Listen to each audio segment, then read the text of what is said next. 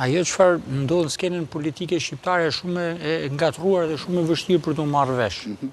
Sepse ka sjellje pa logjikshme dhe qëndrime të tilla absurde, në herë qesharake, që janë qëndrime që me vërtet janë qesharake, po pasojat janë jo vetëm e qeshura, po janë edhe tragjike për vendin edhe për të ardhmen e vendit.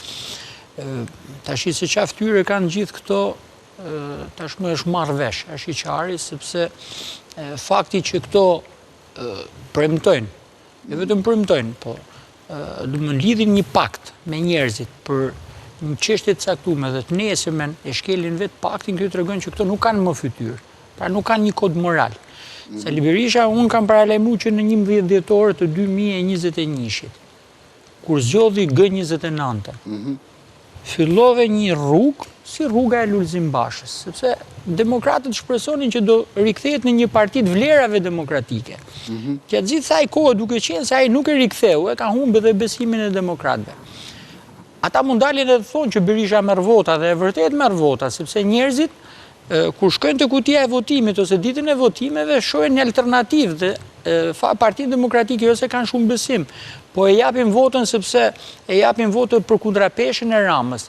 Dhe fakti që ka mbi 200.000 vota, mbi 300.000 vota të rëna Partia Demokratike në këtë periudhë të opozitarizmit, tregon që besueshmëria është gjithmonë më shumë në rënje. Dhe kjo është për të ardhur keq.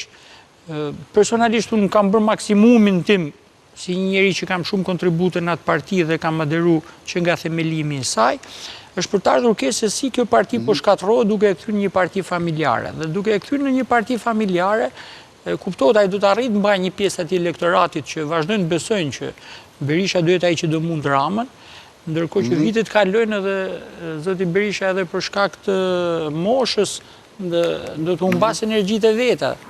Nesër mund të smuret, pas nesër mund të smuret, çfarë do bëhet me këtë parti?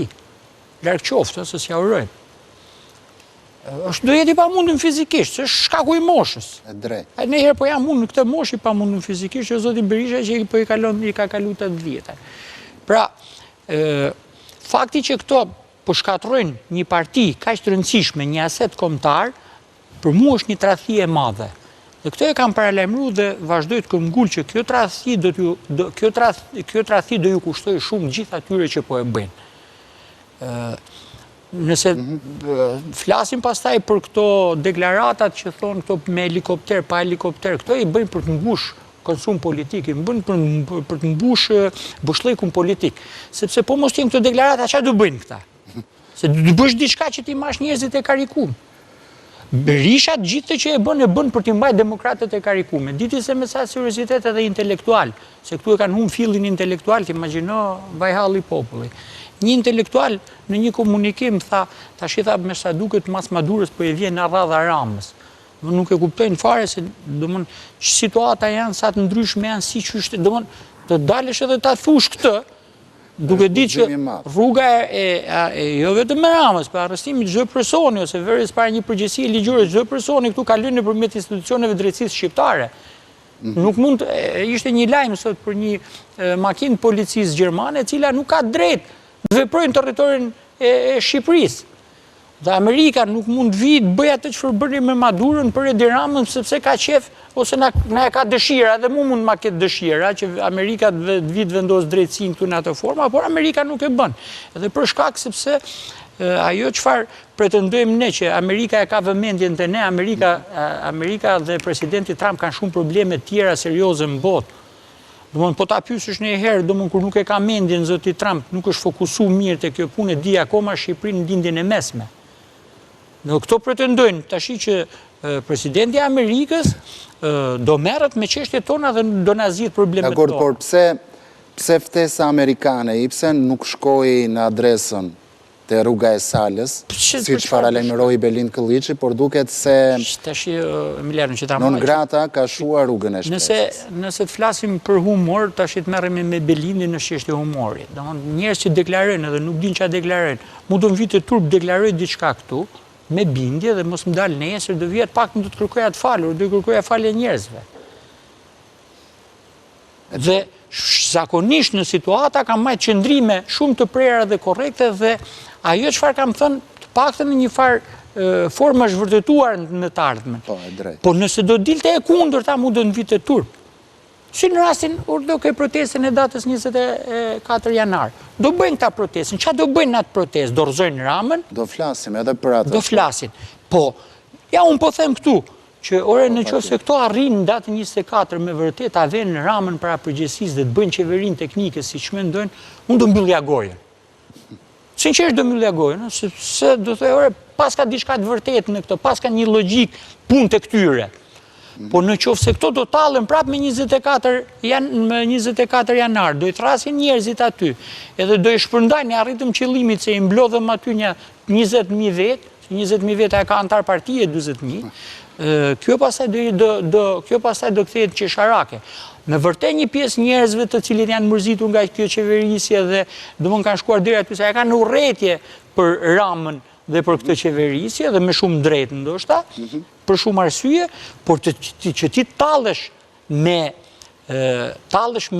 vullnetin e tyre për të rëzu një qeveri të korruptuar, kjo pastaj kthehet edhe më e rëndë se sa vetë qeverisja e korruptuar. Më lejo t'ju bëj një pyetje të drejtë për drejtë, Ibsen. Çfarë po ndodh sot në Partinë Demokratike? Saliani përballë Berishës. Kush po mbush sallat dhe kush po bën sallat? Po të jetë në një gjendje normale, për shembull, po të them unë ty, në një ring boksi dalin dhe kapen 2 persona dhe bëjnë ndeshje të gjithë rrimë dhe shohin. Po në qoftë se në një ring boksi ka 7 vetë që rrihen, e 3 gjyqtarë, ngatrohen gjyqtarët me boksë dhe shetë, nuk merr vesh gjë se që ndodh aty. Edhe në Partinë Demokratike nuk mund marrësh vesh gjë se që ndodh. Përveç faktit që Sali Berisha është ai i cili normalisht i ka emruar gjithë këta. I ka emruar. Dhe fakti që i ka emruar gjithë këto janë të detyruar të binden asaj çfarë thotë zoti Berisha, me logjikë ose pa logjikë. Në çfarë do lloj momenti. Se ka dhe gjëra për të logjikshme që këto patjetër i binden, po edhe sikur thotë ai idiotësinë më të madhe, për shembull, ka shkel nenin kryesor, mbi të cilin ai ndërtoi gjithë foltore, Neni Basha. Po.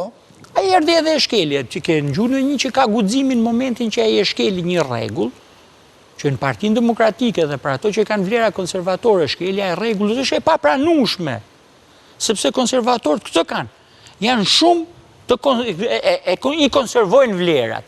Pra një konservator i vërtet, siç mund të pretendojnë edhe shumë, ka edhe një brain gain konservator aty. Ato se dinë pse janë konservator, se konservator nuk është vetëm ta lexosh konservatorizmin. Konservator është thjesht. Është ndrysh nga gjithë rrymat tjera.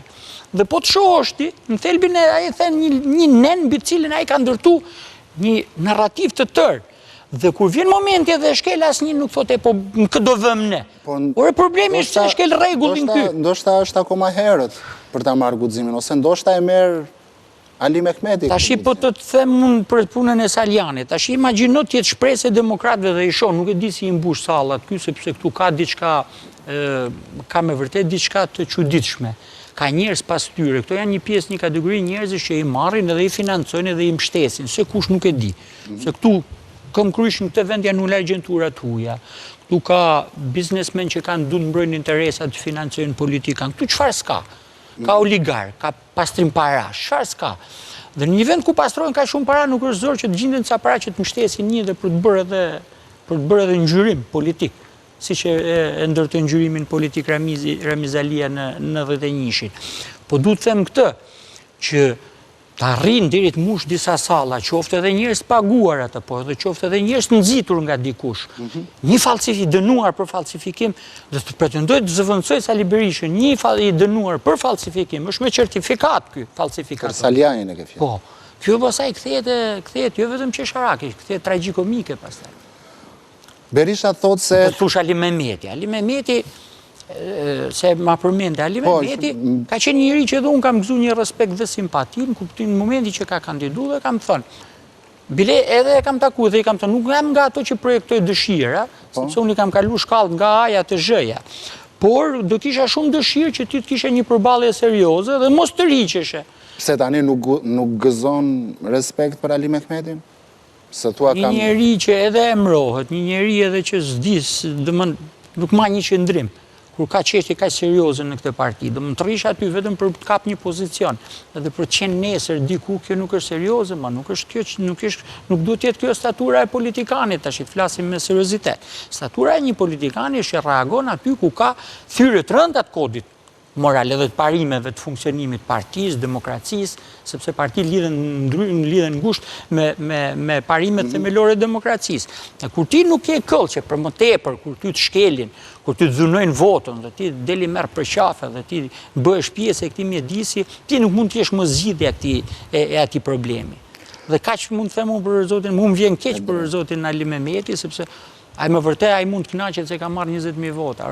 Kur ti nuk je, kur ti çedon kodin moral, kur ti nuk je këllqe, që ti mbrosh ato 20.000 vota, domethënë ato 20.000 vota kanë qenë shpresë. Ato 20.000 vota kanë thënë, ky është një figurë e re, ta votojmë se inshallah po bën diçka. Ato se dinë se ky është kërkushi fare. Tash që do të thush aty një, kjo e vërteton, se kjo një foltore del me Salianin, foltoren tjetër del me Berishën, kështu është natyra e këtyre, janë pashtu purrëzore. Gjithë ato. Gazmend Bardhi bëri kuvendin e 18, manipuloi kuvendin e 18 dhjetorit, sot Gazmend Bardhi është krah Berishës. Edi Paloka ka thënë ja 30 herë do ikin na politika, jo po pastaj sikin na politika se derisa të rrëzoj Ramën, se meti ta rrëzoj ky Ramën, ose që të them unë ty, Saliani del me shko bezbolli kundra atyre të cilëve sot shkon ju kërkon votën. Në këtë logjik që... Të them unë, ku mund ta kapësh dhe ta lësh këtë? Jo, pikërisht në këtë logjik që ti thua. Berisha nga njëra anë thot se tani Rama do bjerë vetë. Flamur Noka thot se do bjerë Saliani, vetë Saliani nuk synon të rrëzoj Berishën, vetë Berisha ka synim që ta marrë Partinë Demokratike në varë, dhe në fund, del Gazmend Bardhi ju fut një padi për fshehje pasurie të gjithëve. Kush është trashëgimtari PD-s në këtë mes? Që e para njërë, Partia Demokratike duhet ishte institucionale që ai që e drejton nuk mund konceptohet në një situatë normale në konform kushtetutës dhe ligjeve të vendi që një person të konsiderohet edhe trashëgimtar ose të konsiderohet si pronari i asaj partie, se që këtu fillon edhe nuk ka më demokraci. Partia Demokratike duke mos pas institucione që i dalin për zot, Këshill Kombëtar, kryesi ku debatohet, flitet dhe ruhen parimet dhe vlerat, pastaj këtu kthehet kategoria e këtij lloji komunikimi. Kush do jetë trashëgimtari, kush do jetë pronari. Dhe kështu me këtë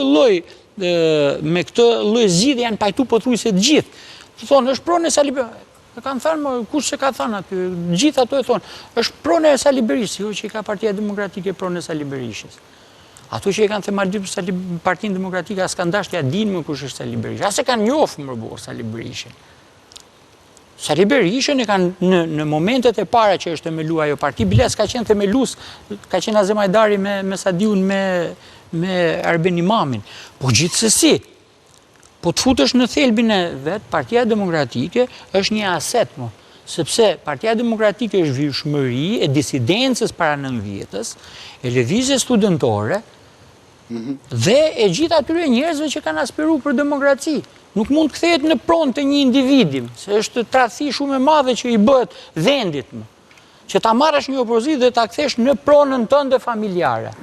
Dhe këto persona që bëjnë gjëra të tilla do kenë kosto shumë të mëdha morale, do kenë kosto shumë të mëdha personale, po do kanë kosto edhe para Zotit më.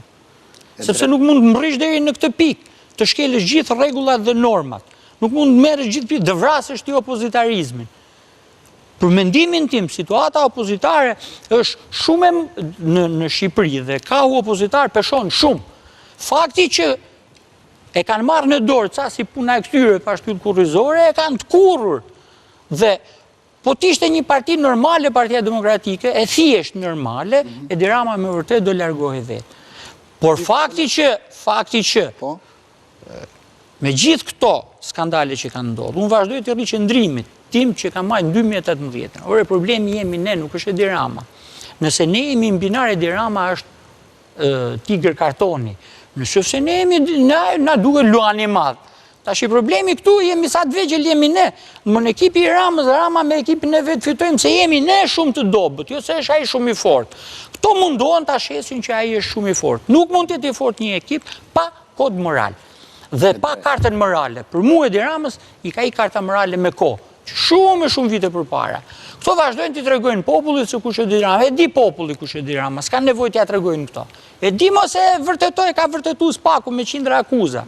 Fakti që Edi Rama edhe me këto 100 akuza vazhdon dhe rri në krye të qeverisë, tregon se këto janë shumë të dobët dhe njerëzit këtyre ju kanë vu vizë një lloj si Edi Ramës. Dhe pikërisht ti fole për protestat. Kemi Agron Shejaj, i cili ju ka bërë ftesë shqiptarëve të bashkohen me të në 22 janar dhe i pret në protest. Kemi gjithashtu Lapaj nga ana tjetër, me një ftesë të hapur për të gjithë shqiptarët, por kur në fakt ati nuk ju bën 15 vjetë që t'i bashkohen në protest. Del edhe Berisha, i cili ka po një ftesë të hapur për të gjithë shqiptarët në datën 24 janar që të bashkohen në protest, por vetë Berisha e ka deklaruar sheshin e mbushur që duke filluar nga 20 janari.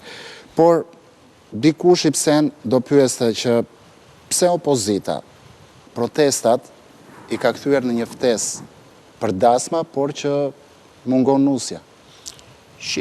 Ti mund të thrasësh njerëzit në protest për sensibilizim, i thash njerëzit protest për të arrit një objektiv të caktuar.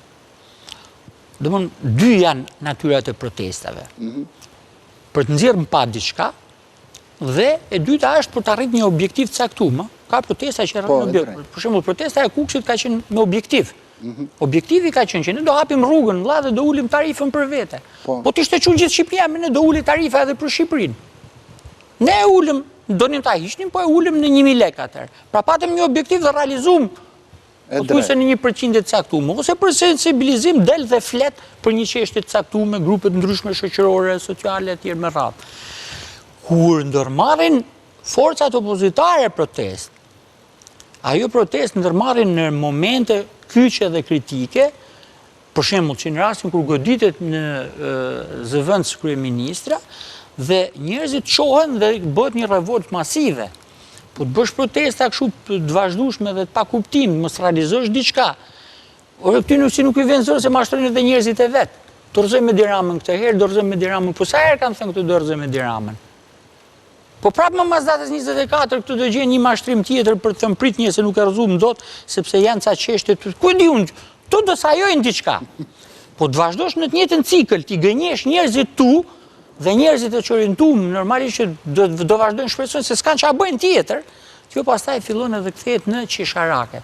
Unë nuk di të them për këto partitë e reja dhe nuk kam qef shumë të flas, po di të them diçka që e kam përjetu.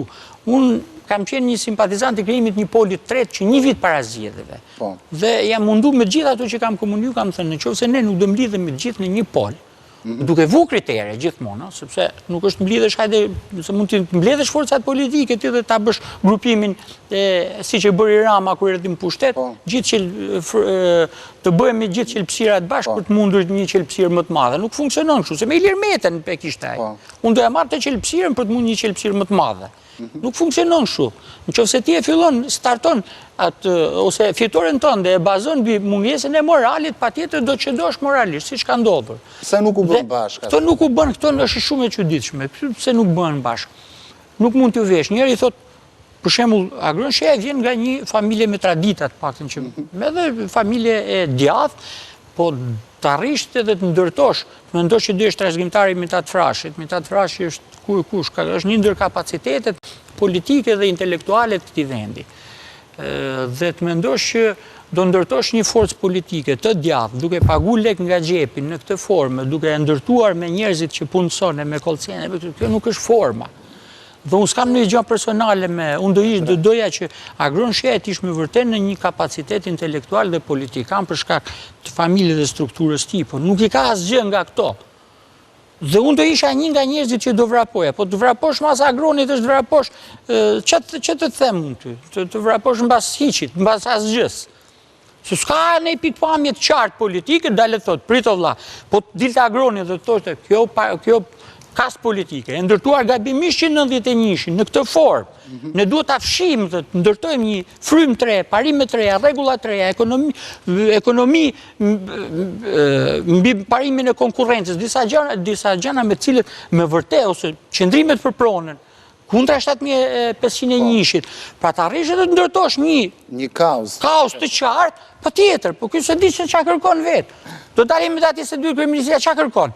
Ose Adriatik Lapën e kapim. Adriatik Lapa e ndërtoj një marrëdhënie dhe në qenë marrëdhënie parë që dun me... E shgënjë. Tash unë nuk e di se, unë nuk e di tash i shkon edhe ha dark, nuk e di që janë këto forma, më kush ja u mëson këto, nga i mësojnë këto forma, shkon e ha dark të kryeministria. E pastaj, edhe ato budallë që se lënë, por rrimë ha dark gjithë natën ftofu. Sa po t'i lesh 5 ditë ftofën i ke në sanatorium, i ke budallet atje. Tash se që do zgjidhin ato pëse hangrën dark të nata kryeministrisë e thonë popullit qa bëm ne. Ore, nuk bësh faktor me budallë që.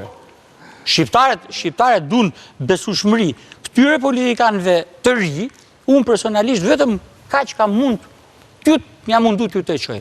Në qofë se bëhemi një pol, kthehemi ekip. Në qofë se garojmë individualisht, ne jemi të pabesueshëm sepse gara bëhet me ekip. Zoti Elezi, të falenderoj që ishit me mua këtë mbrëmje në orë. Falenderoj edhe unë.